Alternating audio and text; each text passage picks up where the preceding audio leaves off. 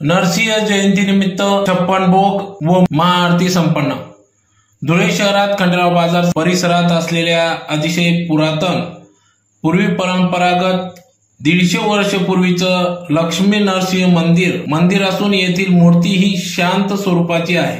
संपूर्ण महाराष्ट्रात जागोजागी नरसिंह महाराजांचे मंदिर हे रौद्र रूप धारण केलेले असून परंतु महाराष्ट्रात धुळ्यात शहरात फक्त असे एकच मंदिर लक्ष्मी नरसिंह मंदिर असून या ठिकाणी नरसिंह महाराज हे शांत स्वरूपात दिसून येतात। सदर मंदिराचे बांधकाम 150 वर्षपूर्वी जमनाबाई बाप दगडू मारवाडी यांनी या मंदिराची स्थापना केली, बांधकाम केले। नरसिंह जयंतीनिमित्त या ठिकाणी 56 भोग महाआरती कार्यक्रम पार पडला। तर मंदिराचे पुजारी तथा व्यवस्थापक शंकर रामेश्वर शर्मा हे पुजारी असून वर्षातून 2दा कार्यक्रम या ठिकाणी भक्तिमय वातावरणात करीत असतात। त्यातलाच एक भाग म्हणून दिवाळीच्या दुसऱ्या दिवशी अन्नकूट कार्यक्रम, तर दुसरा कार्यक्रम हा नरसिंह जयंती प्रकट उत्सव या ठिकाणी वर्षातून 2 कार्यक्रम या ठिकाणी पार पडतात।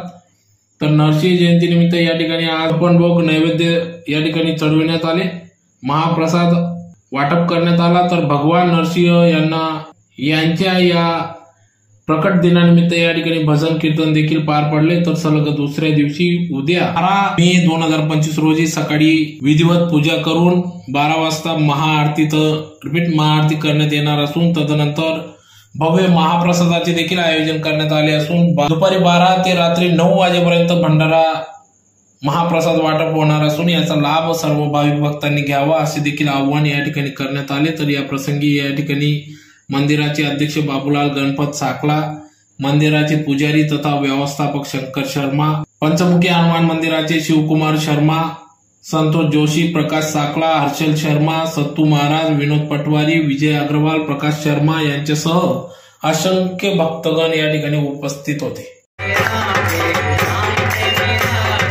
राधे राधे राधे राम के बिलाजे